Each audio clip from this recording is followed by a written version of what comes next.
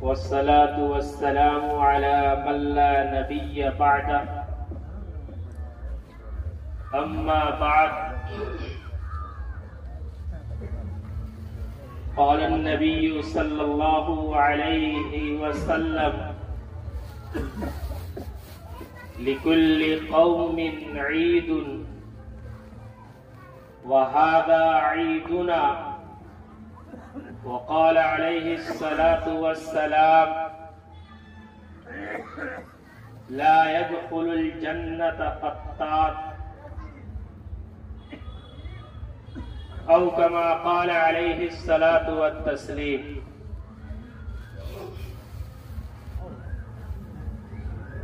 قابل احترام بزرگوں اور ملت اسلامیہ کے غیور نوجوان بھائیوں،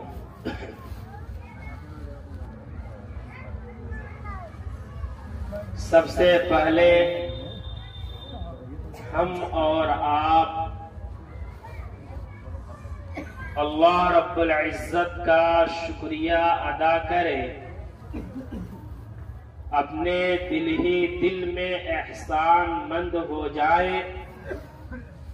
کہ اس رب نے ہمیں اور آپ کو رمضان المبارک کا مقدس مہینہ عطا فرمایا اور اس مہینے کے اختتام پر عید الفطر کی شکل میں یہ خوبصورت اور خوشنما موقع عطا فرمایا۔ آج جیسا کہ ہم تمام یہ جانتے ہیں کہ عید الفطر ہے، یہ دن پوری امت مسلمہ کے لیے انتہائی خوشی اور شادمانی کا دن ہوتا ہے۔ یہ ایک ایسا دن ہے، ایسا موقع ہے کہ کوئی بھی مسلمان ایسا نہیں ہے، خواہ وہ کسی بھی مسلک سے ہو، مشرب سے ہو، لیکن اگر وہ مسلمان ہے تو وہ خوش نہ ہو، ایسا نہیں ہے۔ ہر ایک آج خوش ہوتا ہے اور خوش ہونا بھی چاہیے، اس لیے کہ آج کا جو دن ہے یہ اللہ کی طرف سے انعام اور بخشش کا دن ہے، یعنی یہ یوم الجائزہ ہے۔ آج اللہ رب العزت اپنے جانب سے اپنے مومن بندوں پر ڈھیر ساری انعامات کی بارش برساتا ہے، مغفرت کے پروانے سناتا ہے، بخشش کی نعمت عطا فرماتا ہے، اور ظاہر ہے کہ ایک مسلمان کے لیے مغفرت اور بخشش سے بڑی کوئی اور نعمت نہیں ہو سکتی ہے۔ حضرت امام طبرانی شریف میں ایک روایت نقل فرماتے ہیں کہ حضرت سعد بن اوس رضی اللہ تعالی عنہ روایت فرماتے ہیں کہ نبی کریم صلی اللہ علیہ وسلم نے ارشاد فرمایا کہ جب عید الفطر کا دن آتا ہے تو صبح صادق کے بعد، یعنی صبح مسلمانوں کی گلیوں میں، محلوں میں جو راستے ہیں، ان راستوں کے کنارے اللہ کی نورانی مخلوق فرشتے سب بستہ کھڑے ہو جاتے ہیں، اور وہ فرشتے یہ آواز لگاتے ہیں کہ اے مسلمانوں، اے ایمان والو، تم اپنے گھروں سے بندھن کے نکلو اپنے پروردگار کے دربار کی طرف، مساجد کی طرف، عیدگاہوں کی طرف تم اپنے گھروں سے نکلو، اللہ تمہیں بخشش دینے کا منتظر ہے، انعام دینے کے لیے انتظار کر رہا ہے۔ اور جب یہ مسلمان اپنے گھروں سے نکل کر عید الفطر کی نماز ادا کر لیتے ہیں تو پھر اللہ کا ایک فرشتہ مقرر ہے جو یہ اعلان عام کر رہا ہوتا ہے کہ مسلمانوں تم خوشی اور شادمانی کے ساتھ واپس جاؤ، اس لیے کہ جس رب کے حضور تم حاضر ہوئے تھے اس رب نے تمہاری نمازیں قبول کر لی، تمہارے روزے قبول کر لیے، تمہاری تراویح قبول کر لی، تمہارے بھوک و پیاس کی شدت کو قبول کر لیا، اور قبول ہی نہیں کیا بلکہ اس کے بدلے میں تمہارے لیے مغفرت اور بخشش کا اعلان عام کر دیا۔ تو آج کا دن خوشی کا دن اس لیے ہے کہ آج اللہ کی طرف سے بخشش اور مغفرت کے پروانے عطا کیے جاتے ہیں۔ ایک دوسری روایت کے اندر موجود ہے کہ اللہ کے رسول صلی اللہ علیہ وسلم فرماتے ہیں کہ جب مسلمان عید الفطر کے دن عیدگاہ میں نماز ادا کر رہے ہوتے ہیں تو اللہ اپنے فرشتوں کے سامنے یہ کہتا ہے کہ میرے فرشتوں تم بتاؤ اس شخص کا بدلہ کیا ہے، اس مزدور کا بدلہ کیا ہے جس مزدور نے اپنے پورے کام کو انجام دیا ہو۔ فرشتے جواب دیتے ہیں کہ اللہ رب العزت آپ کی ذات بلند ہے، آپ کی شان بلند ہے، آپ خوب جانتے ہیں کہ جب ایک مزدور اپنا کام پورا کر لے تو اس کا بدلہ یہ ہے کہ اس کی مزدوری مکمل عطا کر دی جائے۔ تو اللہ فرشتوں کو گواہ بناتا ہے اور یہ کہتا ہے کہ فرشتوں تم گواہ رہو، تم اس بات کے شاہد رہو کہ میں نے اپنے ان مسلمانوں کی مغفرت کر دی جنہوں نے رمضان کو قدر کے ساتھ گزارا، ان بندوں کو معاف کر دیا جنہوں نے رمضان کے اندر روزے رکھے، تراویح پڑھی، قرآن کی تلاوتیں کی، گناہوں سے بچے، اور اللہ نے جن جن چیزوں سے رکنے کو کہا اس سے رکا، اور جس کو کرنے کو کہا اس کو کیا۔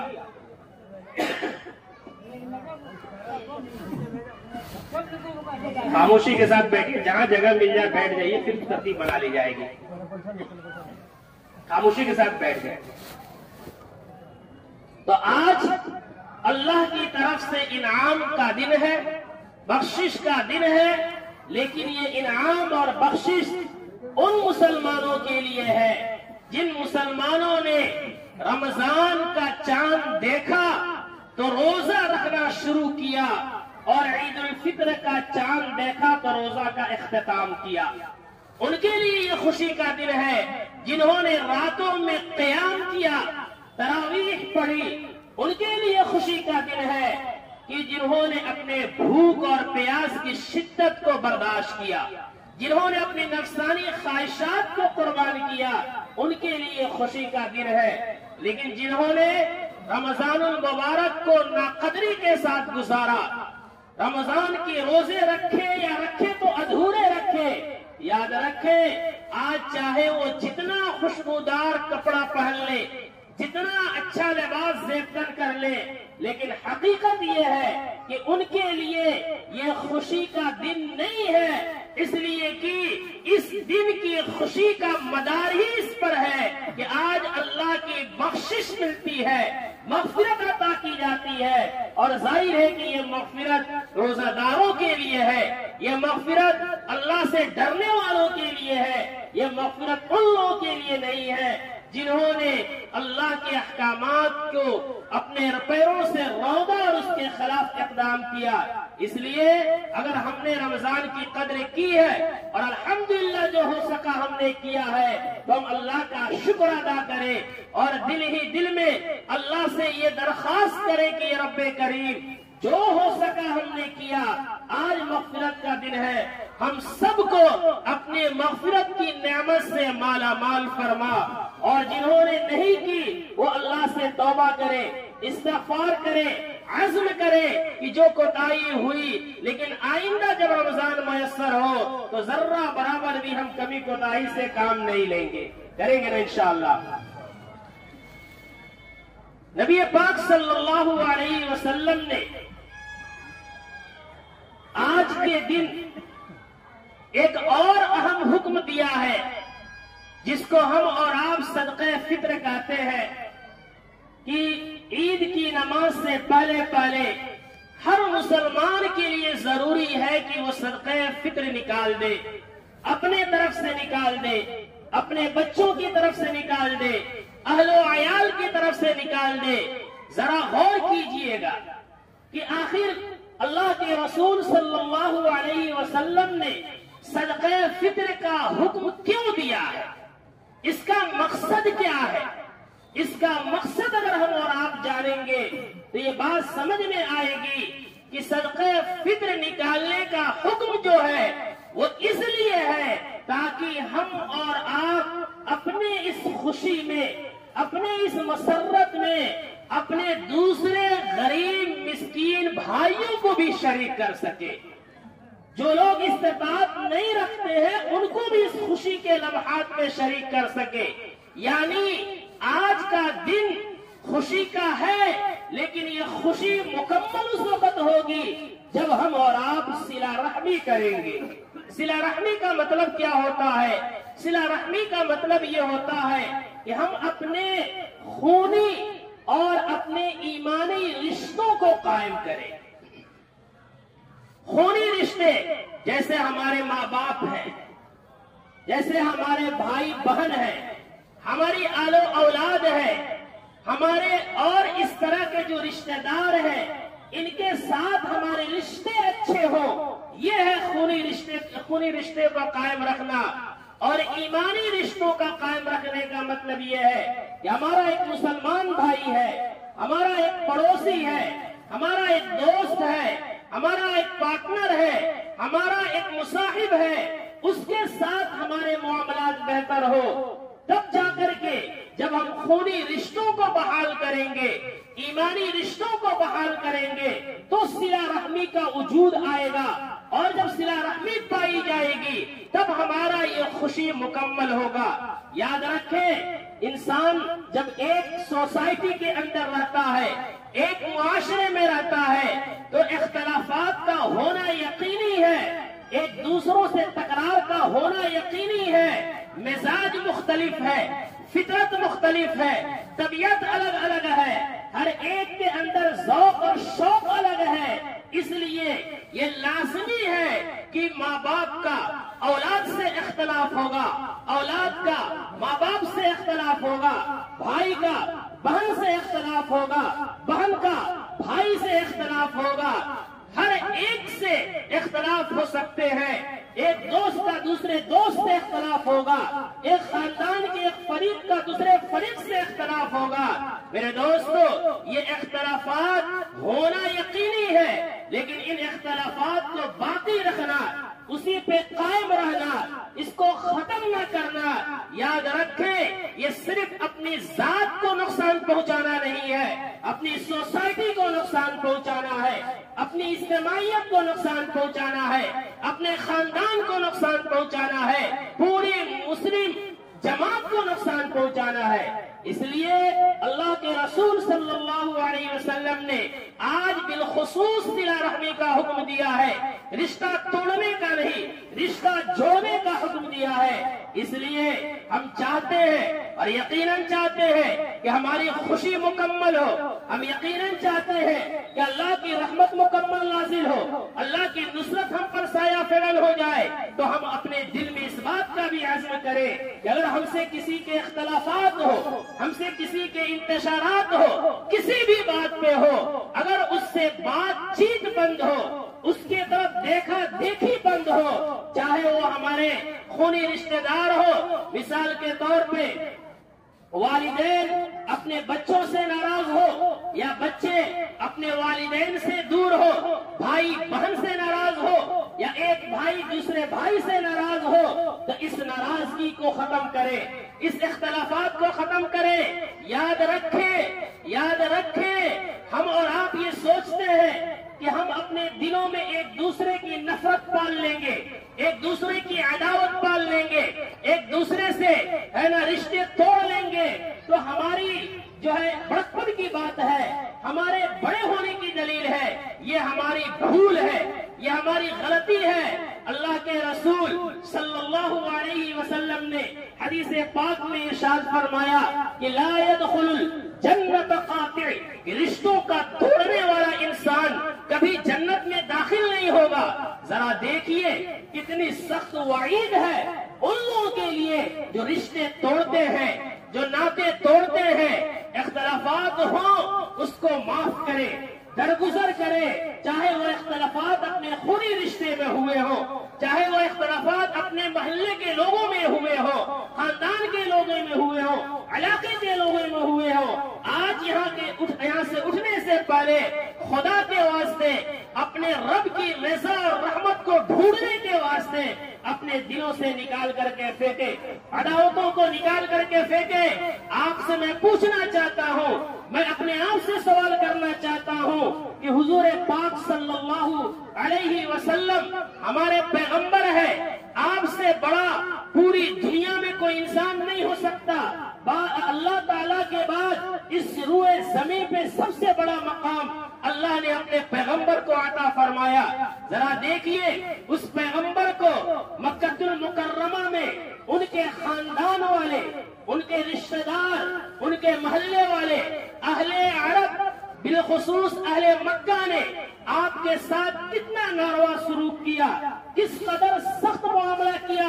اتنا پریشان کیا کہ حضور پاک کے لیے مکہ کی زمین تنگ پڑ گئی، اور آپ جو ہے راتوں رات مکہ کو چھوڑ کر مدینہ کی طرف ہجرت کر گئے۔ کتنی بڑی دشواریوں کا سامنا آپ کو کرنا پڑا کہ آپ کو اپنوں کی وجہ سے اپنا گھر چھوڑنا پڑا، اپنا وطن چھوڑنا پڑا، اپنا علاقہ چھوڑنا پڑا، خاندان چھوڑنا پڑا،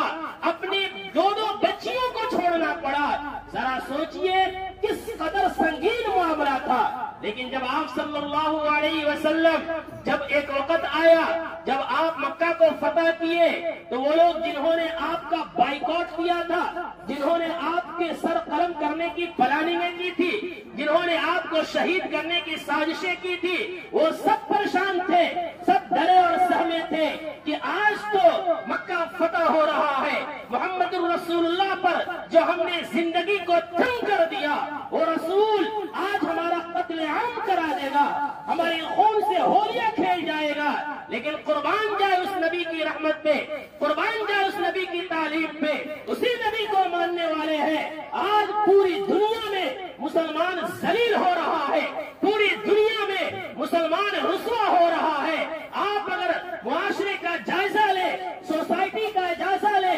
صرف اپنے ملک ہندوستان کی بات نہیں کرتے ہیں، عالمی سطح پر اگر جائزہ لے تو سب سے دبا کچلا اور ظلم و ستم کی چکیوں میں پیسا جانے والی قوم کوئی اور نہیں ہے، وہ امت مسلمہ ہے۔ وہ کیوں ہے؟ آپ غور کیجئے گا، اس کی بنیادی وجہ یہ ہے کہ ہمارے اندر اتحاد نہیں ہے، ہمارے اندر محبت نہیں ہے، بات بات میں ناراضگی، چھوٹی سی بات میں ناراضگی برسہ برس چل رہی ہے، اس کے طرف دیکھنا گوارا نہیں ہے۔ اللہ کے رسول نے کہا کہ جو رشتہ توڑے وہ جنت میں نہیں جا سکتا ہے۔ ہم کون سے مسلمان ہیں؟ اپنے گھر والوں سے ناراض ہے، اپنے بچوں سے ناراض ہے، بھائی سے ناراض ہے، اپنے رشتہ داروں سے ناراض ہے، ایک مسلمان سے ناراضگی لیے دلوں میں بیٹھے ہیں، معاف کرنے کے لیے تیار نہیں ہم آپس میں متحد نہیں ہیں، جس کی وجہ سے مسلمان ذلیل ہو رہا ہے، رسوا ہو رہا ہے. جب ہماری صفوں میں اتحاد ہوگا تو کوئی ہمارا بال بیٹا نہیں کر سکتا ہے. یاد رکھیں، آپ یہ نہ سوچیں کہ ہم اتحاد کر کے کیا کر سکتے ہیں. یاد رکھیں، ہمیں اتحاد پیدا کرنا ہے، معاف کرنا ہے، اپنے خونی رشتوں سے شروعات کرنی ہے، اپنے محلے کے لوگوں سے شروعات کرنی ہے، سوسائٹی کے لوگوں سے شروعات کرنی ہے. جب تک متحد نہیں ہوں گے کامیابی نہیں ملے گی. ہمیں نبی کا یہ آئیڈیل اختیار کرنا چاہیے. جب مکہ فتح ہو رہا ہے، آپ پر کیچڑ اچھالنے والے، آپ پر گالیاں دینے والے، آپ کو بھبکیاں کسنے والے، آپ کے قتل کی پلاننگ کرنے والے، وہ دشمنان اسلام مکہ میں کھڑے تھے کہ آج ہمارا قتل ہوگا. بعض صحابی کرام نے یہ اعلان عام کر دیا، الیوم یوم الملحمہ، آج قتال کا دن ہے، آج انتقام کا دن ہے، آج ایک ایک سیکنڈ کا حساب لینے کا دن ہے. میرے دوستو، قربان جائے اس نبی پہ کہ جب آپ نے یہ جملہ سنا، اس صحابی کو بلایا اور ڈانٹیں لگائی کہ میرے رہتے ہوئے تم کون ہوتے ہو قتل کی بات کرنے والے، تم کون ہوتے ہو انتقام کی بات کرنے والے، تم کون ہوتے ہو بدلے کی بات کرنے والے. یہ جملہ مت لگاؤ، یہ جملہ یہ اعلان کرو، الیوم یوم المرحمہ، آج معافی کا دن ہے، آج بخشش کا دن ہے. یہ صدا جب اہل مکہ نے سنی کہ محمد رسول اللہ نے اپنے تمام دشمنوں کو معافی کا اعلان کر دیا، میرے دوستوں اور بزرگوں، لوگوں کا ایک ہجوم حضور کے پاس آنے لگتا ہے کہ اللہ کے رسول کلمہ پڑھا دیجئے. وہ پیغمبر جس کے لیے جینا ہم نے دوبھر کر دیا، جو مکہ کا سب سے شریف انسان تھا، لیکن اسے گالیاں دی، بھبکیاں کسی، اس کے اوپر کیچڑ اٹھائے، اس کے بچیوں کو طلاق دیا، اس کے لیے کیا کیا منصوبہ نہیں کیا، لیکن اس نے معافی کا اعلان کر دیا. ذرا دیکھیے، جب ہمارا نبی اپنے ان دشمنوں کو معاف کر سکتا ہے تو ہمارا دل کتنا سخت ہو گیا، ہمارا ضمیر کتنا سخت ہو گیا کہ ایک بھائی دوسرے بھائی کو معاف کرنے کے لیے تیار نہیں ہے. ایک پڑوس میں ایک ماں کی کوکھ سے جنم لینے والا ایک بھائی سسیاں لے رہا ہے، دوسرا بھائی موج کر رہا ہے، ماں باپ آہیں لے رہے ہیں، اولاد موج کر رہی ہے، بہنیں ہے نا ایک ایک لقمہ کے لیے ترس رہی ہے. ہمارے بھائی دوسروں پہ پیسوں کا نچھاور کر رہے ہیں. ایک مسلمان جس کے بارے میں اللہ کے رسول نے فرمایا کہ المؤمن کا جسد واحد، کہ مسلمان ایک جسم کی طرح ہے، جسم کے ایک حصے میں اگر تکلیف پہنچتی ہے پورا جسم محسوس کرتا ہے. ہماری مثال یہ ہے کہ ہمارے پوری سوسائٹی اور معاشرے اور گاؤں اور علاقے اور پورے ملک اور پوری دنیا میں اگر ایک مسلمان کو تکلیف پہنچے ہمیں بے چین ہو جانا چاہیے. لیکن اس کے باوجود اتنا خوبصورت پیغام اور اتنی خوبصورت تعلیم کے باوجود ہم ایک دوسروں کی بربادی پہ ہنس رہے ہیں، ایک دوسرے کی تباہی کی پلاننگیں کر رہے ہیں، ایک دوسروں کے خلاف سازشیں کر رہے ہیں. میرے دوستو، وقت ختم ہو گیا. میں آپ سے یہ کہنا چاہتا ہوں، اپنے آپ سے کہنا چاہتا ہوں، آج یہ خوشی کا دن، اس کو مکمل کیجئے. اپنے آپ کے اندر معافی کا جذبہ پیدا کر کے ایک دوسرے کو معاف کریں. اگر ہمارے ساتھ کوئی برا سلوک کیا ہم معاف کریں. اگر ہم نے کسی کے ساتھ کیا، یہاں سے اٹھنے کے بعد جائیں، اپنے دل کو کشادہ کریں. اللہ کے رسول سے بڑا نہیں ہو سکتے ہیں، اس پیغمبر سے بڑا ہمارا دل نہیں ہو سکتا ہے. ارے اللہ کے رسول کے چچا حضرت حمزہ کے جسموں کو جس نے ٹکڑے ٹکڑے کیا، وہ ہندا جب اللہ کے رسول کے پاس آتی ہے اور کہتی ہے کہ اللہ کے رسول مجھے ایمان قبول کرنا ہے، رسول اللہ چہرہ پھیر لیتے ہیں، پھر پیچھے جاتی ہے، آگے آتی ہے، دائیں جاتی ہے، بائیں جاتی ہے. اللہ کے رسول کہتے ہیں جاؤ میں نے تمہیں معاف کیا. ذرا سوچئے، اس سے بڑی دشمنی ہماری کسی کے ساتھ نہیں ہو سکتی ہے. جب نہیں ہو سکتی ہے تو اپنے دل کو کشادہ کرے، ضمیر کو کشادہ کرے اور ایک دوسرے کے ساتھ معافی کا اعلان کرے. اپنے والدین کو ناراض کیا ہے قدموں میں جھک جائے، بھائی کو ناراض کیا ہے معاف کر لے، معافی مانگ لے. کسی کے ساتھ ہو دشمنی کو ختم کرے. زندگی جب تک ہے متحد ہو کے رہے. یاد رکھیں، یہ عید کی نماز جو ایک جگہ پڑھنے کا حکم جو دیا گیا ہے، تراویح بھی ایک جگہ پورے علاقے کی پڑھی جا سکتی تھی، پنج وقتہ نمازیں بھی پڑھے جانے کا حکم دیا جا سکتا تھا، لیکن نہیں دیا گیا. گیا عید کی نماز ایک جگہ پورے علاقے کے لوگوں کو پڑھنے کا جو حکم شریعت دیتی ہے، اسی اتحاد کی تعلیم دینے کے لیے، اسی محبت کی تعلیم دینے کے لیے، اس لیے جس مقصد کے لیے یہ عید کا تحفہ اللہ اور اس کے رسول نے عطا کیا ہے، اس مقصد کو مکمل کیجئے اور اپنے آپ کو